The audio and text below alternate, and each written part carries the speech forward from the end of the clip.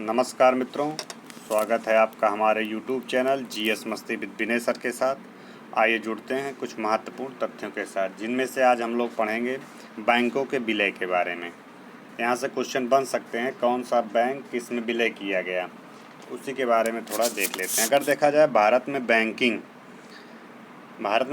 के बारे में देखा जाए तो विश्व का सबसे पहला केंद्रीय बैंक की स्थापना, विश्व का जिक्र कर रहा हूँ, 1668 ईस्वी में स्वीडन में हुई थी। कहाँ पे हुई थी?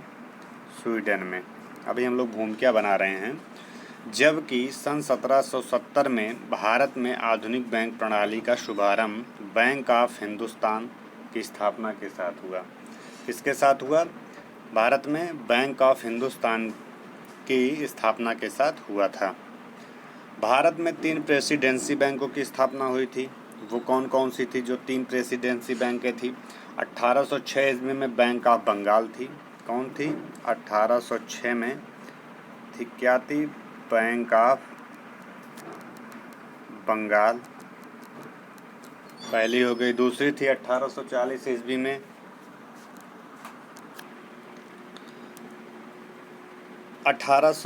ईस्वी में, बैंक ऑफ बॉम्बे हो गया। इसके बाद जो है बैंक ऑफ बंगाल के बाद बैंक ऑफ बॉम्बे 1840 में। फिर हमारा आता है 1843 में बैंक ऑफ मद्रास की स्थापना हुई। क्या हमने बताया? हमने बताया कि 1843 में। कब? 1843 में बैंक ऑफ मद्रास, ठीक, की स्थापना हुई। तो इस प्रकार से ये बैंकिंग का विकास होता रहा। अगला हम देखते हैं भारतीय रिजर्व बैंक के बारे में थोड़ा देख लेते हैं।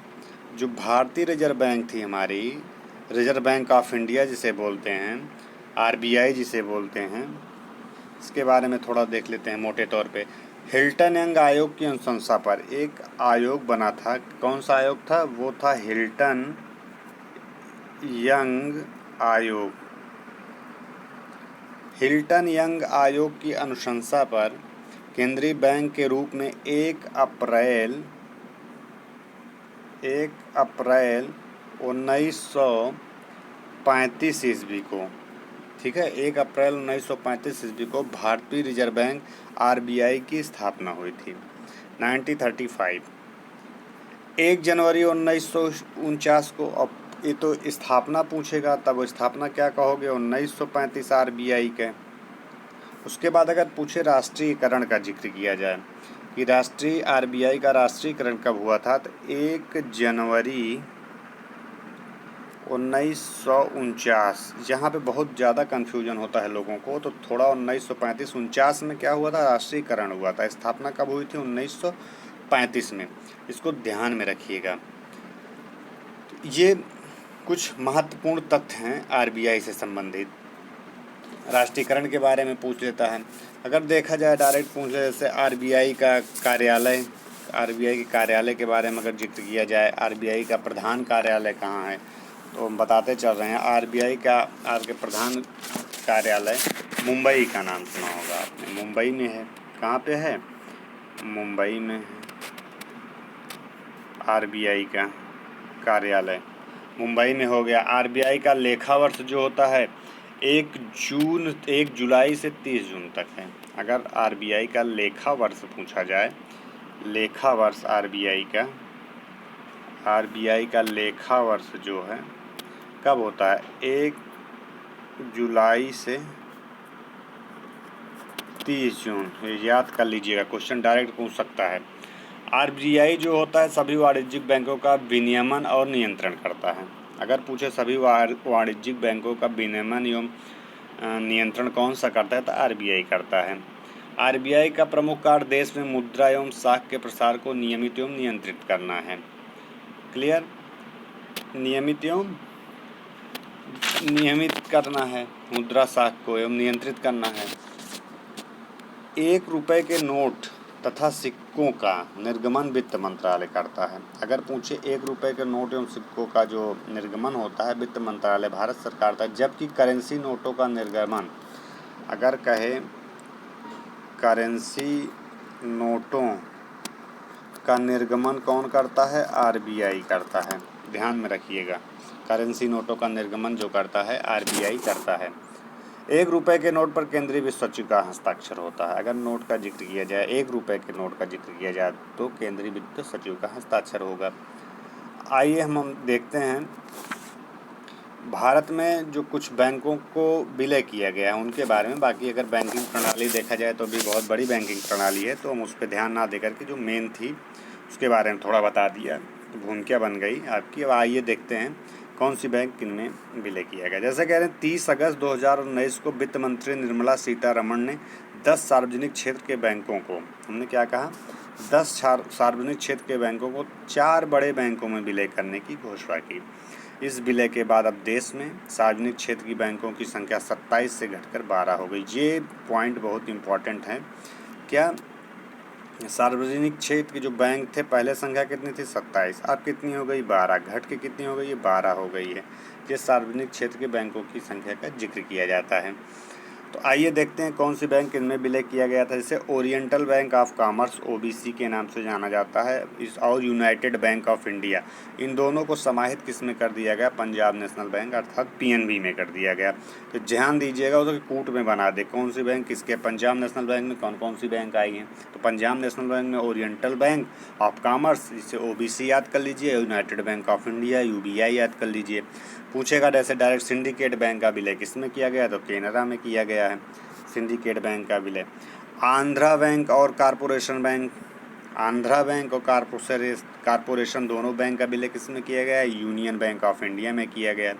इलाहाबाद बैंक का विलय पूछेगा, इंडियन बैंक में कर दिया गया है। अगर इलाहाबाद बैंक का जिक्र किया जाएगा तो इंडियन बैंक में कर दिया गया है। विजया बैंक और देना बैंक, इन दोनों का विलय बैंक ऑफ बड़ौदा में कर दिया गया है। विजया बैंक और देना बैंक, इन दोनों का जो था विलय बड़ौदा बैंक में कर दिया गया है। तो इस प्रकार से कुछ विलय थे जिनके बारे में मैंने बताया। यहाँ से क्वेश्चन बन सकते हैं, डायरेक्ट आपसे पूछ सकता है।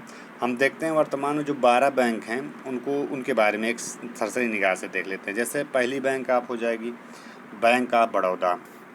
12 बैंक में हम लोग देख रहे हैं, आप पहली हो जाएगी बैंक ऑफ बड़ौदा। दूसरी हमारी हो जाएगी bank of India, bank of India.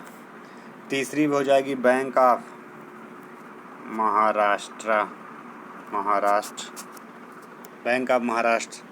अगली बैंक हमारी हो जाएगी केनरा बैंक। केनरा बैंक बाद सेंट्रल बैंक ऑफ इंडिया हो जाएगी, central bank of India. Central bank of India के बाद हमारी हो जाएगी इंडियन बैंक। हम 12 बैंक के बारे में बता रहे हैं जो हैं, जो वर्तमान में चल रही हैं। इंडियन, अगली है हमारी इंडियन ओवरसीज बैंक। कौन सी? Overseas bank. कौन सी? इंडियन ओवरसीज बैंक हो जाएगी। पंजाब नेशनल बैंक है, पंजाब नेशनल बैंक है। पंजाब और सिंध बैंक हैं। अगला है पंजाब और सिंधु बैंक है। पंजाब और सिंध बैंक, सिंधु नहीं, सिंध बैंक है। अगला है हमारा यूनियन बैंक ऑफ इंडिया है, यूनियन बैंक ऑफ इंडिया है। यूनियन बैंक ऑफ इंडिया हो गई आपकी।